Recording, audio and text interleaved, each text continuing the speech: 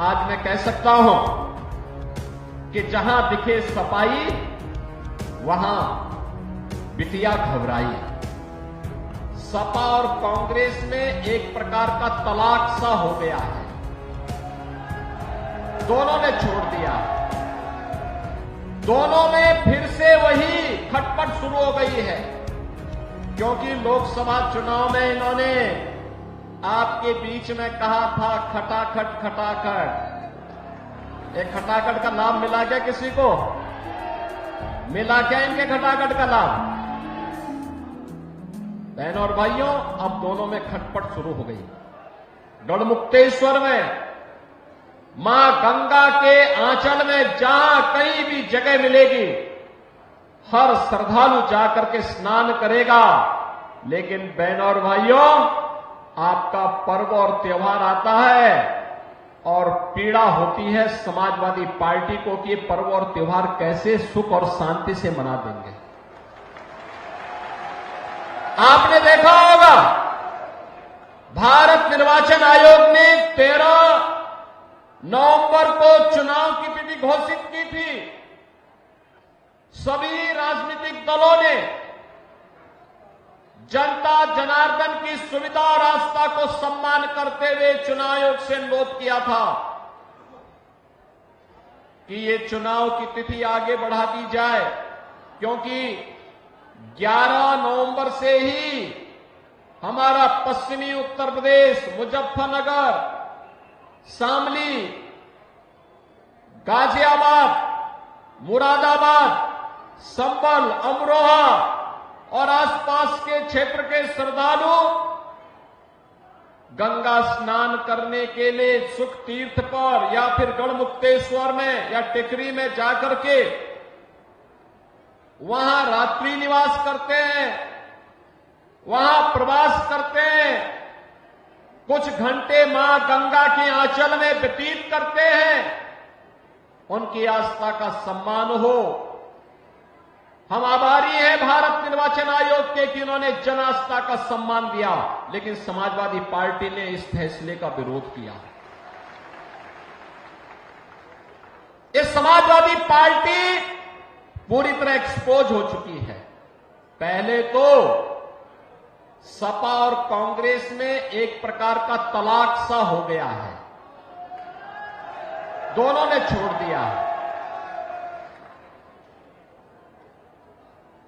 दोनों में फिर से वही खटपट शुरू हो गई है, क्योंकि लोकसभा चुनाव में इन्होंने आपके बीच में कहा था खटाखट खटाखट। एक खटाखट का लाभ मिला क्या किसी को? मिला क्या इनके खटाखट का लाभ?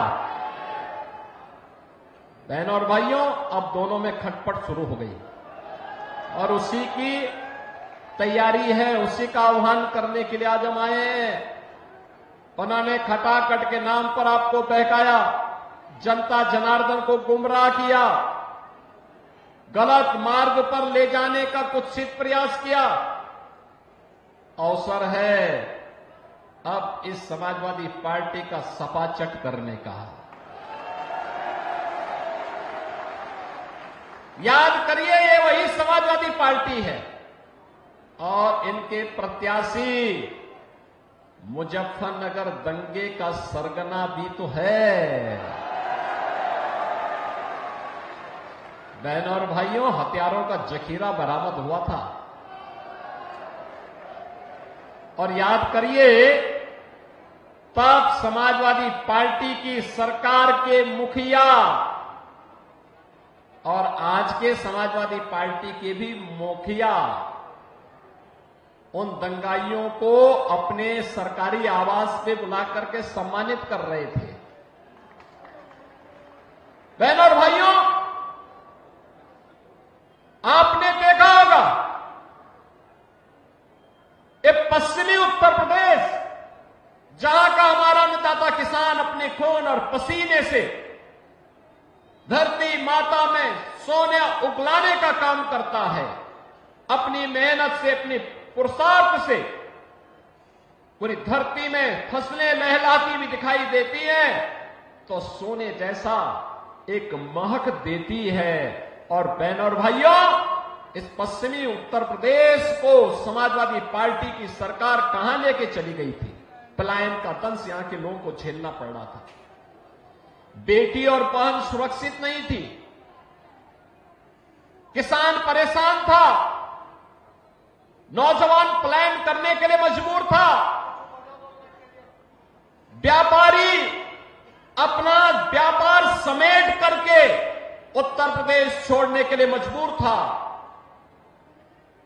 और समाजवादी पार्टी समाज को बांट करके सत्ता संचालन करने के लिए तब भी पूरी ताकत लगा रही थी।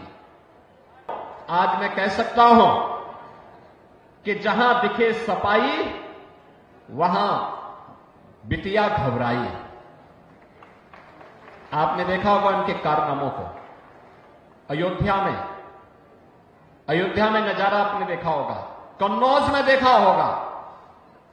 ये नया ब्रांड है समाजवादी पार्टी का, ये नया ब्रांड है इनका। इनको लोग लाज नहीं, ये आस्था के साथ खिलवाड़ करने वाले लोग हैं, बेटी और बहन की सुरक्षा में सेंध लगाने वाले लोग हैं।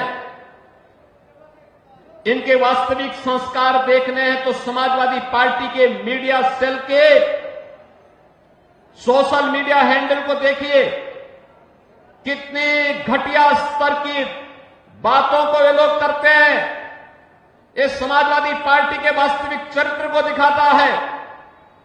और बहनों और भाइयों, मैं आप सबको इस बात के लिए आज कहने के लिए आया हूं, ये डबल इंजन की सरकार बेटी और बहन की सुरक्षा के साथ किसी को खिलवाड़ नहीं करने देगी। हमसे जुड़े रहने के लिए हमारे YouTube चैनल को सब्सक्राइब करें और नई वीडियो की नोटिफिकेशन के लिए बेल आइकॉन को दबाएं। अगर आप ये वीडियो Facebook पर देख रहे हैं तो लाइक जरूर करें और ज्यादा से ज्यादा शेयर करें। धन्यवाद।